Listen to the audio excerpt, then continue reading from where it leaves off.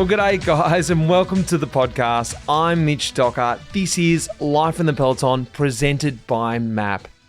And yep, there's a lot going on right now. We're on the eve of the second equinox. Sunday, the 22nd of September marks the second equinox of the year, a brief moment of balance where we all experience 12 hours of light and darkness in both hemispheres. And the idea is, MAAP have got this great idea, 12 hours chasing the light. More than 50 global rides around the world celebrating a moment of euphoric equilibrium. It's cool. It's a really cool idea, and I'm on the eve of my ride, which is going to take place this Saturday from Melbourne all the way up to Lake Hume, some 330 kilometres later. The idea is we want to be on the road for 12 hours to experience that equinox. I don't know if I'm ready. But there's been a lot of other stuff going on, and that is what is going on in this episode. Life in the Peloton just ran our very first event, the pub to pub run. Yep, that was just out of my hometown here, Lancefield. The idea was running from the Lancefield pub up to the Romsey pub and back, or you could go from the Romsey pub down to the Lancefield pub. There's a cool track in between. It was all about running. It was all about community. We had some 330 people turn out to do the inaugural pub to pub run. Of course, there was a few cold beers drunk at the end. The trophy was a pot glass with a pub-to-pub logo on the front. Well, if you weren't there, you didn't get to get one, and they're going to be a running theme for the years to come. It was really fun, and it was a bit hectic, but I had a lot of fun hosting the event. But that is what leads us into this week's episode, running. And you're probably thinking, hey, hang on a second here. This is Life in the Peloton. What are we talking about? Well, you probably know that I've been getting into my running the last couple of years because I just don't have enough time really, and running is the bang for your buck. But then I caught the bug. I've been out running the trails here in the infamous Coborsum, the Cobor Forest. There is hundreds of kilometres, well, it feels like there's a lot of kilometres of trail up there. Plus, I run around Lancefield in the Lanny Run Club, something that started up this year. It's such a cool thing. I'm really loving the crossover from cycling. And I thought, well, I know someone who's done the crossover much better than me. A guy you are all familiar with, I'm sure, Christian Meier. I caught up with Christian Meier to understand his transition from pro cyclist to pro trail runner.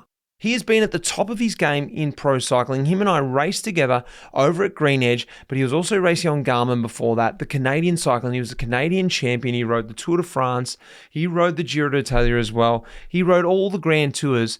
Plus, he started up his own mecca little businesses in Girona. He's got the service course. He's got Espresso Mafia. He started the service course as well. But after all that, he thought, you know what? I'm not done yet. I'm going to start running. Not just to cruise around, he decided to take it to the next level and do one of the hardest trail runs there is. He didn't just do it, he won it. The UTMB Ultra over there at Mont Blanc. So I thought, apart from talking about his win there at Mont Blanc, I wanted to understand what that transition is like. You can listen back on his episode that we did with him a few years ago. Go back and check out that episode with Christian Meier to hear his whole story about what he's doing in Girona. We touch on it a little bit in this episode, but this is more about that transition, the similarities, the differences between cycling and running. Well, speaking of events and running and cycling, it's a great time to talk about the Dirty Docker, the inaugural Dirty Docker. Like I said, we've just dipped our toe into the event scene, and it wasn't enough doing one event in the first year. I thought, why not do two? The Dirty Docker is all in. It's a cycling running event up here in Land Vegas. That's right, Lancefield. Get up here. It is the 12th, 13th of October. You can start with a cross-country run, a cyclocross race, and then the next day, we have got the gravel event, which is called the Coborsum. So going up through the Cobor Forest and all around the back of the Tubrac Hills, the rolling hills, and back into Land Vegas to finish off. Saturday night, though, is the festival. We've got some live bands coming in, which will be fun. We're building a bar with our friends from Bridge Road Brewers. We're going to have some saunas there from my local man, Johnny, with his saunas from Hello Sauna. He's going to roll them in. They're built-in horse floats, would you believe it? So you can have a sweat, listen to some music, have a cold beer. It's all happening here in Land Vegas, just around the corner. We're 3 weeks away. So if you haven't signed up, You still got time to fly in from America, from Europe, wherever you are, the UK, get in and come to the inaugural Dirty Docker. You want to be the person to go, I was there in the first year.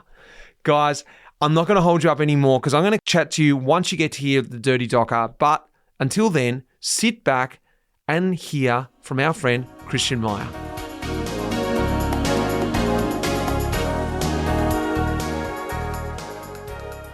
Well, mate, Christian Meier, back on the pod. We've had a nice little chin wag before this podcast. I thought we better press record at some point, shouldn't we? Yeah, it's been a while, buddy. Too long, actually. Let's bring everyone up to speed because you and I raced together on the bike. That's not what we're going to talk about today. But many moons ago, you were a pro rider. You rode 3 Grand Tours, 12 years professional. Mate, tell me a little bit about that old life. In a nutshell, just run me through your career quickly. Bring everyone up to speed who you were as a pro cyclist. We did some biking together back in the day. Grew up in Canada, got into just cycling. I absolutely loved biking when I was a young guy and just decided I wanted to ride my bike every day and thought the best way to do that is become a pro. But yeah, I mean, I just absolutely loved it. So when I was younger, anything I could race, I raced. If it was mountain bikes, cross country, downhill, track, cyclocross, road, everything I could any type of bike I could get, I would ride it. And I was just fascinated with the bike. And then I decided, well, obviously road was probably where you could make a career out of it. So just went into that direction and long story short, a lot of grinding, a lot of ups and downs. And so I finally kind of cracked into the world tour with, back in the day, started with Garmin Slipstream, which is kind of what brought us here to Girona, which is also really the first team to be based here. Back when cycling and sport in Girona was, I wouldn't say non-existent, but for people who are probably coming here now, I mean, they would see a totally different town than what it was back then. So yeah, then raced on Garmin for a couple of years, then did a year on American Team United Healthcare, and then did most of the rest of my career with you on Orca. Like I say, raced some Grand Tours, raced a bit of everything. The kind of guy who wasn't necessarily really good at one thing and okay at a lot of things. So I just kind of jumped into all kinds of stuff, but big focus on the spring classics, the hilly classics, and stage racing as a domestique was kind of it for me in those years. And it was absolutely amazing. It was such an incredible part of our lives. I say our lives because for both myself and Amber, my wife, it's kind of what brought us to Girona and allowed us to do what we do now. Well, you very much undersold it. You were one of the super domestiques, a very right-hand man for Simon Gerrans, and very pinnacle at that point riding with him. You were a great mate for me in the bunch because we got to talk about all different stuff. That was not in the bunch, in the team, sorry. All different stuff. Everyone's talking about watts and how much training they're doing. And we actually just got a chance to talk about real stuff and what I thought, talking about different ideas we wanted to do. And for me, they were pipe dreams, but for you, they weren't, because after 2016, when you retired, you started this little enterprise. It started with La Fabrica, and run us through, this is very, very quick. We've got a podcast already, but let's just run us through sort of just to set up what your place is, your spot in Girona, because you started when you decided to retire. Tell us about that. Yeah, I mean, I think kind of running theme for us back in the day, when we talk about other subjects, was, a big one for us was coffee. I mean, we were both kind of into coffee and our little machines at home and trying to pull that perfect little espresso. And so that kind of led to my wife and I opening our first cafe in Girona called La Fabrica, which then quickly kind of went down the rabbit hole. And then we opened our second one, Espresso Mafia, where we did the roasting, still do the roasting for our cafes. That was really cool because I really enjoyed the process of roasting the coffee and sourcing coffee. So for me, that was kind of my next step in that coffee passion. And then, then we opened a cycling business called the Service Course. After that was also 2016. So 15, 16, we're pretty busy. We opened 3 businesses, still racing during that period. So it was very busy. And then, so that went on. And then eventually things sort of shifted for me, stepped away more from the cycling side and the service course, and went into kind of found this love for trail running that now led us to, we have a running store in Girona called Overland Running Provisions, and another sort of running clothing brand, apparel brand called Chance Running. That's kind of quickly where we are at the moment with the other stuff. I love it again because it's just so underplayed. We're talking about businesses starting and, they're just massive deals. And to be doing it, I actually forgot that, and now I clearly remember the overlay of racing and starting up La Fabrica. I especially remember that. We were riding in and out of there and the bones of it. And I just didn't realize how quickly you turn those three businesses around. I didn't realize the service course was also only just a year after. I thought that came 2 or 3 years after, but it's ridiculous. Like, you can just start to understand your drive, that inner drive you've got. Yeah, looking back, I also kind of question what I was thinking at the time. At those moments, you're kind of, you have these intense moments in your life where you're driven by a passion and a drive to get things going and get things done. And also, I think there's a whole side of it that's a total, we were totally naive, kind of young entrepreneurs where you just think like, just go for it. Like for us, there was never really a question of, should we do this? Shouldn't we do it? We just kind of thought it was great. Kind of there was an opportunity for it in Girona, just kicked on. And yeah, so I guess that kind of thinking about it now is a bit more once you've spent the time and you've done it and you realize, and then you kind of things sort of slow down a bit. You're like, yeah, that was pretty wild. It was super wild, and I think a lot of what we're about to talk about now is where, and you explained this before. I was quite interested to hear you say this about Girona. This is really, a lot of people have heard about Girona or maybe have been there. It's really, from what I understand, crazy now. It's full of sportive people who just want to come and live. People contact me and say, "Hey, Mitch, think about just going to Girona and living. I don't know what I'm going to do. I'm going to work online." I'm like, what the hell, can you give me some advice about going to live over there? I'm like, well, you might want to get a job before you go. It's got this attraction, but you're a big part of that. And tell me a little bit about, I guess, how you've seen it morph, like you said, right back in the beginning. What are the locals thinking of, I guess, people like you, but also this sort of explosion of sport everywhere? Yeah, I mean, like I said, back then it was a sleepy town. I mean, we had there was maybe 10, 12 bike riders when we first got there. A few of them were still had been there before us, like you kind of Christian Vandervelds, Michael Berries, Dave Zabriskis. There was 4 or 5 of them, Hincappy. And then sort of we arrived through a slipstream and that kind of bubbled to 10, 12 riders. But, that was it. There was nobody else. There was no specialty coffee. There was no, like, not even the restaurants you have now. It was just a sleepy little town. And, I remember fondly kind of those days, you just every day on the Stone Bridge, rock up at 10:30, and there's a group ride, and you kind of like, it's just a full on pros group ride. Like it was just so taken for granted that we were just out there like, okay, let's go biking. And then over time that kind of, as the tourism and stuff came and the cyclotourism started, those things start to kind of fade away a little bit. But yeah, and then the sort of, slowly when the business open and more tourism comes and Girona is an amazing place, to do sport. It's truly an amazing place.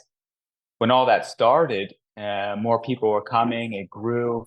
And then there's this sort of like most cities, they struggle a little bit over time, is this tension between tourism and the local community, and this comes from the advent of, Airbnb and all these sorts of things where people start listing their apartments. There's a few less apartments for locals, prices start going up, and there's this sort of, but at the same time, this tourism is adding value to the city. It's adding more jobs. I mean, if you come now, it's really a very cool little city with lots of cool cafes and cool restaurants and everything is kind of growing in that sense. But then you still have this little bit of tension sometimes of like, okay, prices are going up and things are happening. And, but for the most part, I mean, I think the locals are very welcoming of foreigners, especially, in our case. I mean, we've been here a long time and we've added a lot of value. I mean, we employ, I think, probably 25 people. So, it's you're adding and you want to be a part of it. I mean, you're living here, we're not kind of using the city Yeah. in a sense. So I think the locals kind of feel that and they appreciate that. And we've always tried to do our best to be a part of the community. But yeah, I mean, it's definitely changing. A lot of people are moving here. A lot of expats taking advantage of the what were they calling it? The kind of remote working visa that they have going on here that really blew up, the digital nomad visa. Right. I didn't know about Yeah, that. yeah. It's a big thing in Spain. So they opened up just after COVID. So you can apply to be a digital nomad, and then you have to do, as long as X amount of your income is coming from outside of Spain, blah blah blah blah. You can live here on that visa, and there's a couple guys in our run club actually. Do that. I think the first guy who got it was an Aussie. Mm. He's here on digital nomad visa, living here. So Jesus. Let's talk about it. You brought it up, running, and first and foremost, I sort of dipped my toe into it in the last couple of years when I started discovering, hey, there's actually a whole lot more to Girona than just these cool roads. I'm talking about paved roads. I started going up in the hills there up towards Els Angels. There's a great sort of mecca of trails up there. First mountain biking, and then I say loosely trail running. I probably wasn't really getting too deep into it, but I was just discovering this new sport. I guess firstly, Christian, you got to explain to us, what is trail running? Break it down for us, for anyone who doesn't know. And I thought it'd be great to talk to you about this because you're coming from the cycling background and you're going to help us sort of understand the similarities, the differences. that's a loaded question, actually, right there. The problem is once you get into it, you realize how, let's say, a little fractured the sport is, because you have mountain running, sky running, trail running, ultra run. I mean, it's like a lot of stuff. But generally, I mean, I guess it's running on dirt at the very, very basic of it. Trail running, where do you even start? I mean, yeah, like I said, I guess the basic is running off the road. But here, trail running can go anywhere from running short distances up to ultra marathons. 100 milers are probably something people have heard quite a lot about. And then it even goes up from there. Like people are doing, there's 200-mile events and things like that. And then you've got right from the short stuff, anywhere from 10, 15, 20K mountain races. You've got sky running races, which can be super technical ridge running type races. Like you would maybe think of like running a ridge up in Andorra that includes a little bit of scrambling. Just going directly up, trying to get altitude, is it? Yeah. Yeah, altitude, and then those races need to have like a certain amount of technical level on the ridges to be considered a real sky race. Then you have, our general trail running, which would be, around here, the single tracks and nice stuff like that. And then you kind of go in a little bit more than into probably what's a little bit more of what we consider like an American style trail running, which is a little bit more buffed out trails. Maybe people have heard of Western State, which is kind of one of the more famous ultra running races in the world, which is quite fast. It's 100-milers, 160K. And they're cranking through that in like 15 and a half hours sort of thing, right? Then you think of European style, like UTMB, which also is around 100 miles. And that's a 20-hour type of a race. So a lot more altitude, more technical. So you just start to see like different styles in different places based on terrain and different things like that, different distances. But, in general, trail running can be whatever you want it to be. Why trail running for you then? You talked about this sort of the end of cycling, and I know that the gravel scene's exploding, and you were getting into gravel riding, and I guess you still had the love for the bike. But where did the trail running come from for you? I feel like the trail running, I kind of got into it a bit because after COVID or during COVID, we had really extreme lockdowns, and once we were allowed outside, we couldn't really go that far. So we had to stay inside our municipality. So I was like, well, biking is a bit boring because you literally can't go anywhere. So I started running a bit more. And then I really realized that, running is kind of that natural next extension of gravel riding or mountain biking, because it sort of is, you can get pretty far up a mountain by bike. But to get to the peak, that next natural step is like to go by foot, really, to really reach the top. And then I just really fell in love with this aspect of being in the forest, being like totally amazed by like how far you can go on foot.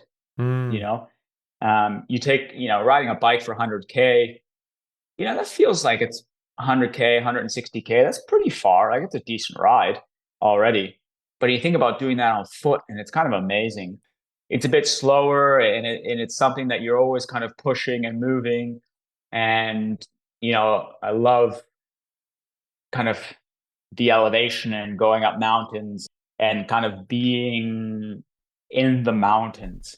Like you can go deeper in and be surrounded by the mountains and really feel like you're engulfed in it. Yeah. Yeah. And it's wilder and it's more rural. And yeah, I love that feeling of just being out there and just kind of feeling like like a tiny little speck in the middle of nowhere that, no one out there cares that you're there. No one out there, the animals don't really care that you're there.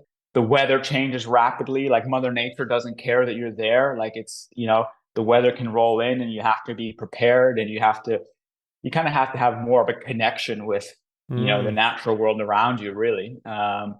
That's really, really cool. And then the other side of it was a new sport where I felt like an absolute junior. When I started, I was terrible at running. I had an okay engine because I was still riding a lot and I was fit, but like it wasn't smooth, and I would run with people that I was definitely fitter than them, but they were still outrunning me. And I thought like, this is so cool because, you spend your whole life cycling. And I realized at a point that after I stopped, like I will never be that good on a bike again as I was when I was at my peak as a pro. That's behind me. But I feel like in running, I'm starting from the beginning. I have this kind of long runway of trying to become the best runner that I could be. And it's really engaging process, learning and building and getting stronger. And you make these sort of improvements that motivate you to keep going and to keep building and try for the next step. And I've always enjoyed that sort of sensation and throughout my life. And that's kind of where cycling and then the business is, and then running. It's always kind of a new step when I feel like I've sort of maximized that previous sport or business or whatever. I like to kind of move on and try to find something new to grow in. I can totally relate to exactly what you're saying, because I get the feeling, for me, it's like I want to be challenged all the time. I want to be sort of in the deep end. This feeling, when you're talking about trail running there, it's the same feeling I had sort of with mountain biking the last couple of years. I had no expectation. I felt like with road cycling, exactly what you said, I knew I wasn't going out to ride my road bike anymore because I'm like, well, I know I can't do that anymore, and it's sort of a bit crap if I can't do that. Whereas mountain biking, I didn't care. I was like, I'm so crap. And the improvements were so good that you get excited about that. At the top end, at the end of our careers, you're like, you're making minute improvements for doing so much work. You're like, this is great. I went up about 1/4%, spent like 4 weeks at altitude. Who cares, So it is very exciting, isn't it? Yeah, it's very exciting. And that's a big driver. And then also I think the community aspect is a big driver. Tell me about that, because it's something that I noticed that when I've only done one little ultra, and I noticed that in the community, because maybe you're going slower, I don't know what it is, you can talk more and people want to talk more, and I'm meeting people and I'm like, this never happened in any Grand Fondo or gravel race I've done. Yeah, I think running it's a more inviting sport, and I think it's a little less intimidating, because I think there's a couple of things. I think most people who run, let's say in our local community, so the community that we have here in Girona through the running store and that, they're all, I wouldn't say super competitive people, but a lot of them are probably doing a race. It might be a 5K, it might be a marathon, it might be ultra, but they all understand that, one, they need to run to improve. I don't think many of them are just purely social runners. Like cycling, for example, I would feel a lot of people in cycling probably are never actually going to race. Like racing is not something they're interested in, especially road cycling. Why is the difference there? Do you think it's because the running, it's I wouldn't say less enjoyable to do Yeah. socially, or is it more accessibility to race? What's the difference? Why do you think that? Yeah, I don't know. I mean, because I think a lot of people, when they run, they look for small challenges, like they're Mm, training for a 5K or they're doing something. And there's a lot of running races. Like for some reason, it's more, I mean, if you look at a marathon, like the big marathons of, I don't know, what, 35,000 people. yeah, And you think like, how many people show up at a Grand Fondo? It's like a few hundred or like a really big one, 1,000, it's yeah. like, it's a different sort of thing. Well, and it's a really, it's a cool challenge and that, but also I think cycling has its, I mean, I guess I would kind of call them issues.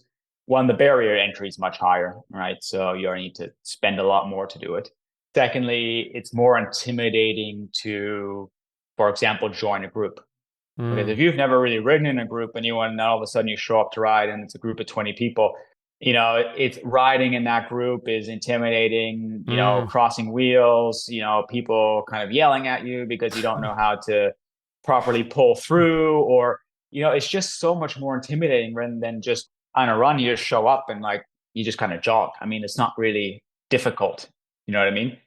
And then also like all of our runs and stuff, it's much more, we kind of warm up together, everybody, and then everybody does their efforts and then we cool down together. So it's kind of this thing of like, okay, the efforts are the hard parts you kind of do on your own, or you link up with a couple of people, but then afterwards we all run back together and like it's more chill that way. Where I think in a ride, if you kind of get dropped on a climb, then people have to wait, and it's a different kind of mm. thing. And I think yeah, and I don't know, maybe there's a little bit more elitism in cycling, maybe than running. I don't know. I think you've said it a few times here. Is the simplicity of running. It's grab your Yeah. runners, and I think that's the thing that I've really attracted to since retiring. Is Mm. it's the simple thing. I don't have a lot of time Yeah. anymore, and you can achieve Yeah. so much in an hour run. I can't achieve Yeah. much in an hour Yeah. ride anymore. An No, hour definitely run, not. I'm pretty like Yeah. I'm dusted. I'm like that's Yeah. great.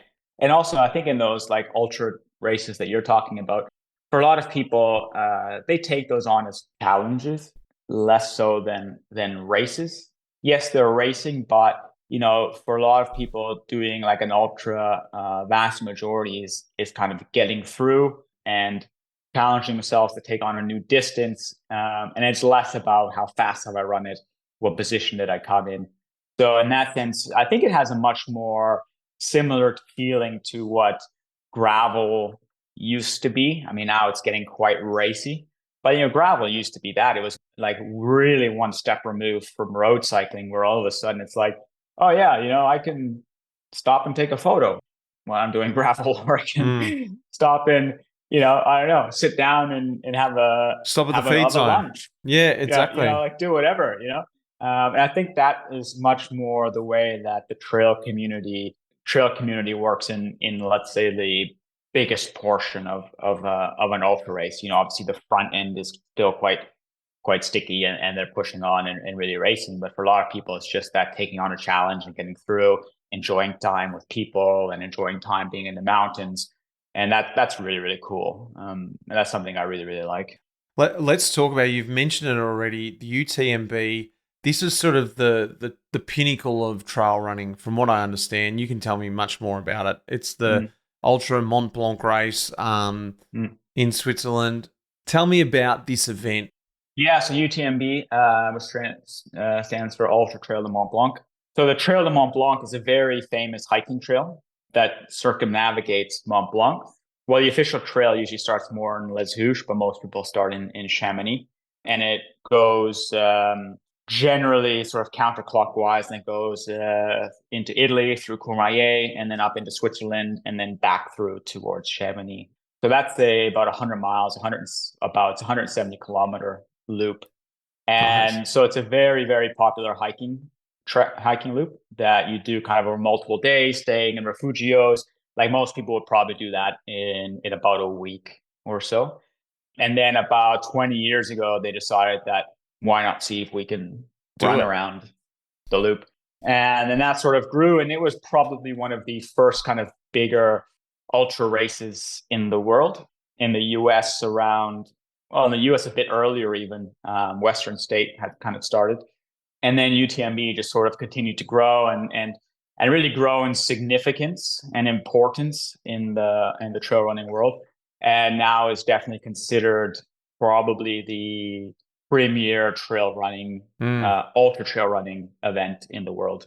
So it's grown now. It's include, so you have the UTMB, which is 171 kilometers. Then you have the CCC, which is 100 kilometers, which takes in about the last 100 kilometers of that loop. And then you have the OCC, which is 55, which is the last 55 kilometers of the loop, bar a couple small, changes. And then you have the TDS, which is actually totally different. It doesn't really take on much of the UTMB course. It does a little bit, but that race was developed. It stands for the Trace des Ducs de Savoie, which is a route through the mountains starting in Courmayeur, going clockwise into France, and then finishing in Chamonix. That race was sort of developed to be more rugged, it's a little harder, it's a little bit more exposed. So it's quite different than the UTMB course. With the UTMB course, yes, you have a lot of climbing and that, but it's not necessarily super technical because, again, you've got thousands of people who are hiking the same trail every year, right? So it becomes quite, exactly. Where the TDS one is a little bit more rugged, a little bit more technical, more climbing, or it has about the same amount of climbing as UTMB, but in a shorter distance. And it's a really beautiful loop. Like, it's very stunning. Like, you have some beautiful mountains. Tell us about your race, mate, because not only to do this race, you also have to do some qualifiers beforehand. But tell us about your day. New to the sport, you built up this sort of ability. I want to hear about this day. So I've been at the trail running for a few years. I kind of do my own training and based on a lot of principles from cycling and just curiosity of reading and training and trying things. I got to race for Canada at the World Championships. Did you? Yeah, so we did the mountain running or trail running World Championships. So, which was really cool because, again, I never thought I would be competing for Canada in another sport. I mean, I'd done it for cycling many times, but to do it in another sport was kind of really cool. I felt quite proud of that because I was like, I kind of thought really not. I mean, somebody thought that maybe your best sporting days are behind you. But the really unique thing and interesting thing about trail running, and especially ultra trail running, is when you get into those ultra distances, you'll generally notice that the careers of runners in that distance are much longer. Like, there's a lot of guys. One of the best guys in the world, and one of my personal heroes, is a French runner named Ludovic Pommeret, and he's 48 years old. And last year he won the TDS. This year I think he was 6th at UTMB. Like, absolute hitter still. And those long distances, they tend to favor that kind of, comes with age kind of thing. Why? Right? That endurance base. Is it endurance based, more mentality? Surely it's got a lot to do with mentality too. I think mentality, experience, the base. It's a combination of things for sure. And so that was really cool to just kind of feel like, oh, okay, I got to compete for Canada another time in a different sport. That's pretty cool. Just before we go on, I want to ask you, because I've just this question's popped up in my head. It's, I guess, you're doing this sort of like a pro now. Like, I'm not saying you're paid a pro or maybe you are, I don't know. But I guess exactly what you said there, you didn't imagine this sort of scenario would come again when you retired from cycling. You started this enterprise in Girona. All of a sudden you found this position where you're, again, racing not only for your country, but you're training properly. You're thinking about it like that. Was this something that you sort of saw bubbling away and you wanted to approach it like that, or it just sort of happened? Yeah, I think it just sort of happened. I had not planned on it or really thought when I started running, or this is something I'm working towards. And then it just kind of naturally fell in that direction. And you start to realize this is something where I feel very comfortable. I love training. I love pushing myself, and I love trying to see what I can do and how far I can take it. In the beginning, when I started trail running, I feel it was probably a little more experiential, but then it sort of feels like now I have this urge to kind of push and try and train and like, I mean, I just love the lifestyle. I mean, I loved the lifestyle when I was racing, and I still love the lifestyle now. And I'm very fortunate that I kind of have the time to dedicate it. The businesses are kind of not totally doing their own thing, but I have the time to dedicate to being a runner, which is pretty cool, and I really really enjoy it. And I'm very very grateful for that. But yeah, I would say more or less at the moment, I train and kind of live probably like a professional runner. It's awesome. We'll take it. And yeah. Take us back to the day. Sorry to interrupt there, because I just sort of wanted to understand that and leading up to this day, because you, from what I understand, you did go away and do some training camps, and you did sort of prepare properly for it, didn't you? Yeah, I mean, it was 100% dedication to trail running this past year, as if I was a professional. So yeah, we had altitude camps before. A good friend of mine, who's a Kiwi runner, Scotty Hawker, who's been third at UTMB, second at CCC, like really at the front. He came over, and so we were training, some in Andorra, some in Girona, and then we spent about a month in Tings, in the Alps, same place where Lotto Jumbo do their altitude camps. Actually, they were actually, when we were there, they were there doing their last sort of prep before the Vuelta. So I was seeing some of the guys out there, and so no, it was full dedication, and like at the end of the day, I mean, I think in order to achieve the results and to be at the front, I mean, you have to put in the time. Like there's no way around that. I mean, in any sport, you might see that, at the end of the day, I managed to win the TDS, but that was a lot of training. So it's not kind of something that just happens because you're running a little bit and whatnot. Like you need to dedicate that time. But yeah, on the day it was pretty wild. So the TDS is usually 145 kilometers with about 10,000 meters of climbing. And then starts at midnight in Courmayeur. And yeah, this was August 31st, I believe.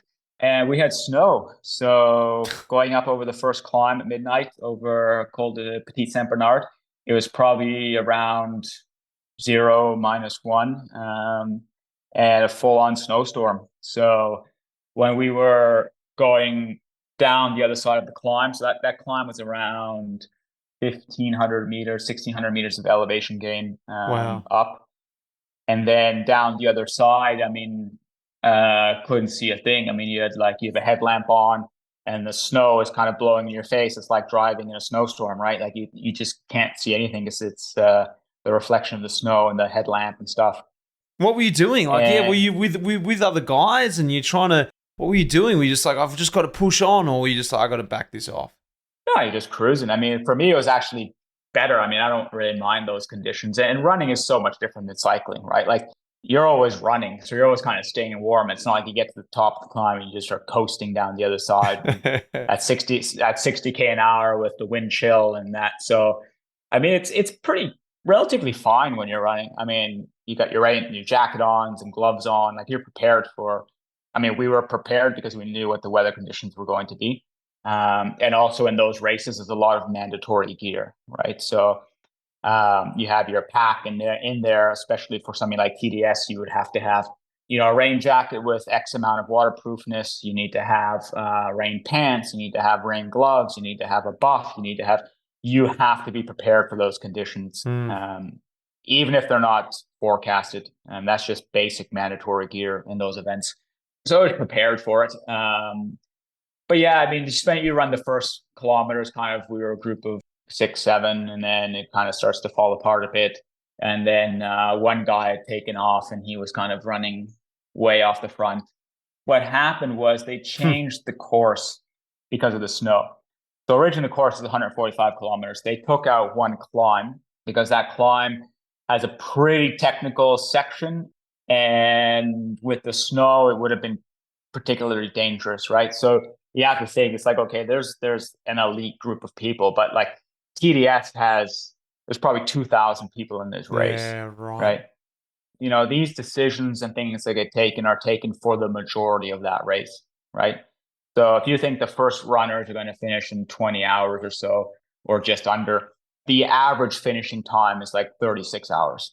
A lot of people are out there almost 2 nights. So it's a lot of it is they have to take into consideration what the majority of the group and where they're going to be on the course during certain times and whatnot. So they took out one climb and we had to run around. So it actually made it longer. So it ended up being close to, so we did almost 160K in the end. But then any climb over 1,800 meters had probably about 10 centimeters of snow, 5 centimeters of snow. Like it was white out. It was wild. It was really cool though. Were you talking to the other guys? Were you like going, what is this? Or are you guys even talking? Or how's the race go down in that, like 20 hours? No, I ran most of it. You ran quite a lot of it solo, to be honest. Or I did. So after the first climb, I was probably in fifth position maybe. And then you kind of see guys because you have these aid stations, right? And in the aid stations, you have your support crew. So it was my wife and a really good friend of mine, Pal. And so you can see other runners because you come in and you can change clothing, you can do stuff, you can warm up, you can do what you do, and then carry on. So you could, when you got to those aid stations, you could kind of maybe see some of the other guys where they were. But after the first aid station, which was after 50K, I was probably in fourth, maybe fifth. And then caught some guys on the next climbs. And then by the time we got to the next aid station, which was 50 kilometers later, so kilometer 100. Oh, 50K between the aids. It's massive. Yeah. So there's a couple let's say there's other ones in between, non-supported, right? So they have water and like food from the race and stuff like that, but your support crew's not there. So then at probably kilometer 90, I took the lead. And then sort of had the lead for the rest of the race. Were you freaking? Were you sort of like, was that your plan? And did you feel this sort of being chased down by being the rabbit? You're like, I don't know if I want to be out here like this. No, I mean, I had a plan. My plan was to run my own race, run a conservative pace, like run the distance. So for me, I had a pace in mind, and I knew what I had to do, and I really, really tried to focus on just staying within myself, staying within my mind. On that day, I mean, everything was kind of clicking, and I was super focused and very on task, and I just was doing what I had to do, like managing myself. How am I doing? Food intake, how was my clothing? How am I feeling? Like everything, and then just try to stay in that state, and don't really start to have your mind wander about like, can I win? But like just stay on task, because I realized like once I caught those people and I kept going, I was sort of extending my lead, and I knew I just had to keep doing what I was doing, right? Like I don't need to go faster, I don't need to blow up, and I just need to keep going my pace, because right now my pace is extending my lead. I don't need to worry about the other stuff. And I wasn't too concerned. I mean, you always look back once in a while, but like, I wasn't necessarily too concerned about getting caught, because, at a certain point I had maybe 35 minutes on the next guy, which can evaporate. I mean, if you fall apart, that can evaporate quite quickly in running, like in ultra running. But, I just knew like, okay, if I just keep myself fed and just don't fall apart, I should be fine. But, also you really never know. So I was really trying to, stay on task. And then you come into kind of Les Houches, which is the last aid station before the finish, which is about 8 kilometers before the finish. And from there to the finish is relatively flat. Well, it's quite flat. that was kind of the first time where I let myself believe that, okay, you can win this, because from this point on, realistically, if you were walking quickly, You could make it. you could still make it, I think I had around, 35-ish minutes at that point, lead. Then you kind of run through town. So Chamonix is quite cool, because like when you're coming in, you're actually just running a little bit down Main Street, which is a pedestrian street. And it's not really like barricaded off. Like you're just kind of running down Main Street and people Cool. are like out. But then when people start to see that, the runner from TDF is coming, it's like, people start kind of clapping and cheering a bit and whatnot. And then you sort of get into town and then you turn like left up the finishing stretch, which is then all barricaded in, and you've got like the barriers and stuff. And then it was just like the wildest feeling I've ever had in my life. Like it was like nothing in cycling I can compare it to. Well, one, in cycling, I was never a winner. Like that's not what I did in cycling. I was there to work, and it's what I really enjoyed in cycling. I didn't have big personal ambitions as a cyclist. I was very happy being a domestique and just doing the job and just enjoying cycling. But, it was such an amazing feeling, and the atmosphere and the energy was so strong, because there's like thousands of people there at that finish line. And it's like 8 deep on each side. And it's kind of like, you've got this massive finish line in front of you with the lights, and you can take your time. It's not like cycling where it's like 60K an hour across the finish line and see you later. I probably walked the last 100 meters, and you can just absorb so much of this energy. And then you can kind of like you can run up and down, and you can high five people, and you can like it's the craziest thing ever. And like those moments of just like standing there and sort of I can't believe this has happened, because I really couldn't, because it was like, I thought I could do a good result. Like I thought I could be on the podium. Like I was confident that if everything went really well, that could happen, just because the people I was training with and understanding like, how strong they are, and how comfortable I felt with them training. Like you kind of get a feeling of where you're at, but winning really hadn't crossed my mind so much. But then for that to happen there was like, yeah, I mean, for me, it's probably one of the biggest moments of my life, for sure. And especially definitely in my sporting career. But yeah, it's difficult to explain just how amazing that moment was. Next level. And also when I got into the sport, those were the YouTube videos I watched, like UTMB, and like, these kind of big runners like finishing at UTMB, and like, like in the emotion around it, and all that. And then to be there yourself feeling it was like, fuck, this is wild, man. It was really special. You're like a young sort of athlete again. You think about it, like when we started cycling, you're like, imagine what that'd be like riding down the Champs-Élysées or whatever that might be. Yeah, sure. And they're the videos you watch. Or into velodrome at Roubaix, or, whatever it is. But yeah, it's wild. Do you think it's had a bigger impact because of the length of the race and because of the suffering that goes through it? Do you think, I'm not trying to downplay cycling, it's a different style of suffering. It's not having done a 20-hour running race myself. I don't know what mentally you go through. You said you're on top of things and you said you did your process, but surely there's moments, up and down moments, where you're managing those emotions, and that whole able to let yourself just relax as you come across the line, this feeling of like, it's done, it's over. I've the preparation, the race, it's all come together. It's wild, because you think a lot about, in those moments, like what kind of comes back for me in those last moments is like also all the training, all the injuries, like the setbacks, and like that feeling of not giving up, of like, you follow your own path also, because, I kind of do my own coaching and stuff. And sometimes, you have to believe and have confidence in what you're doing. And sometimes it's not always easy, because am I doing the right thing? Am I doing the right type of training? Like, and there's questions and doubts and things like that, but which is totally normal.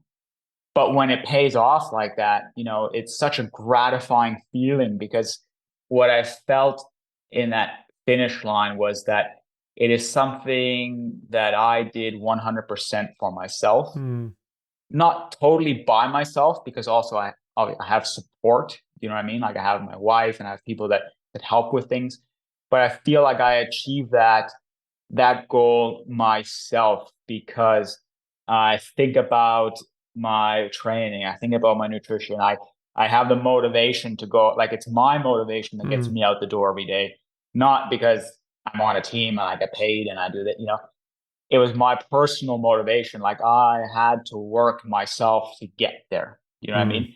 So then when it works, it's such a amazing and gratifying feeling of like, yeah, you grind and you grind and you grind. This is what can happen, and sometimes the grinding is hard and it goes on, and it's not like I said, there's doubts and there's things. And it's just like, when it comes together, it's like, holy cow, like, yeah, it just totally came together in the biggest kind of way possible for me at the time. So yeah, it was really, really amazing. It's something that I definitely don't think I'll forget anytime soon. It might be an obvious question, but I guess, what are you better suited to then after all this? Is it running? Is it cycling? And maybe it's a too hard a question to answer because they're two, understanding it a bit more now, they're two almost completely different sports. There's easy similarities there in some things, but when it gets to the race, what are you better suited at? It's difficult to say, probably more because I think I approach the sports from different ways. Like to me, cycling was something that I just really enjoyed to do. And I didn't have big ambitions to be a winner cycling. Like I really just wanted to ride my bike and live that lifestyle. I don't know if I would have had let's say, that mental focus. Because when you see guys, like the one thing that always blows me away from guys, like, when we were riding with the Yates brothers and stuff, it's like Adam Yates was just like a winner, like mentally, and had this like drive to like just want to smash the races and win. And I just didn't have that. And it's not that necessarily I didn't have an engine, but I didn't have that pure drive for winning, which is what you need in cycling. And in running, it's not that I have this really big drive to win, but like I really enjoy the training. And then like the racing is more, it's more like time trialing almost, so it's not, cycling is a wild sport when you think about how many variables there are. It's like you can be on the best shape of your life, and then like someone crosses your wheel and you go down, or you get a flat, or you take the wrong side of the roundabout by mistake in the last part of sprint, or like just wild stuff that can totally ruin it. Exactly. Your lead up man pulls off to the wrong side, and you're like, you've lost the race. And it's like where running feels a little bit more purist, where it feels sort of like on the day there are variables, of course, you have weather, stuff, but it's more, it's slightly more controllable, I would say, which I quite like, because I feel like, okay, if I can get everything together and the race goes really well, you have maybe a more, let's say, direct result of your fitness and of the amount of work you put in your preparation, right? Like there's no faking it in running. You don't show up and think like, I'll sit on the wheel for a bit. Yeah, you just end up in a stage where, for whatever reason today the Peloton went easy and then I cracked at a wicked sprint and got a result. Like, okay, but that doesn't happen in running, like you need to run no matter what. Yeah, it's slightly different, but right now I'm just enjoying it and seeing what happens, and who knows. Well, you just said it then, mate. You're just enjoying it. And I guess the question I have for you, and it's an obvious question, where does it go from here? You said it can go on for long time, 48. I've still got plenty of time, so watch out, mate. I'm coming across once I get my legs going. Look, is it something you want to continue to do, or is this a sort of just scratch that itch now with UTMB, or it's only opened up a can of worms? It's an interesting one, because initially after the race, I had this moment where I was like, oh shit, this is it. this is the best I'm ever going to do. Went back at that again. I was like, oh no, really? And so, but there was a moment where I felt like, I almost wish this result would come like in a couple of years. So you still have a couple of years of like fighting for it. New sport. You need a new sport. Yeah. And then afterwards, though, it was pretty wild. Like there was quite a low period. You have this incredible high, but then with that comes like a pretty heavy low. And for a while, I was a bit like down in the dumps, to be honest. And it took a bit of while to sort of get out of that. Why were you so low?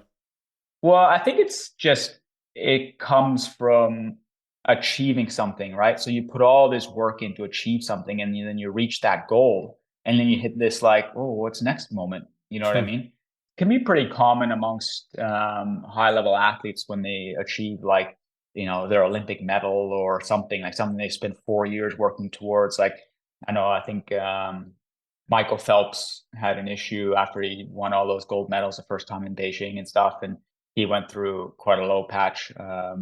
And then it's also like everyone's always asking, what's next? And you kind of feel like you need to have something already. And it's just like bigger, the days better. after. Yeah.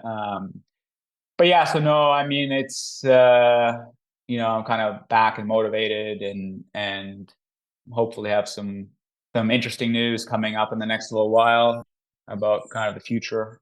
Yeah, but my goal is to kind of try to be there at UTMB, try to do the big loop, they call it, which is a whole other game. Like TDS is a very big and competitive race, but UTMB is that one step more. So it's definitely a big challenge, and TDS suits me a bit more, and UTMB is a bit more runnable. It's a bit faster, and it's where really all the best guys are. So yeah, looking forward to that, and just looking forward to getting back into it and having you over for some running, mate. Yeah, I'm looking forward to it, mate. Well, look, we really only scratched the surface here. I tell you what, I had so many more questions I wanted to ask, little tips to help me catch up to you, but that's all we've got time for today, mate. We're going to have to do a part 2 another time. Thanks, mate. Awesome. Thank you very much.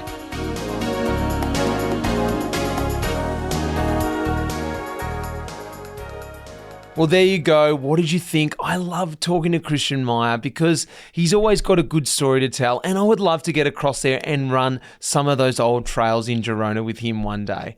Big thanks goes out to MAAP for making this podcast happen. It doesn't happen without those guys. It doesn't happen also without our friends at Red Bricks Media for putting these episodes together. And of course, you guys for listening. Send in your feedback. If you haven't signed up to the Pello, there is an episode dropping next week with Swano and I. So get across, sign up to the Pello. As you know, you get a lot of benefit discounts with that. Partner discounts with that, benefits from our partners. You get some discount codes. Of course, you also get a Life in the Peloton book signed by both Tom Southam and myself. So look, lots of great stuff there. Plus, you get the episodes from Swano and I. Guys, until next week, we've got the race communique coming for you, and I look forward to speaking to you then. Cheers. That iconic music in this episode was composed by none other than the legend Pete Shelley. Cheers, mate.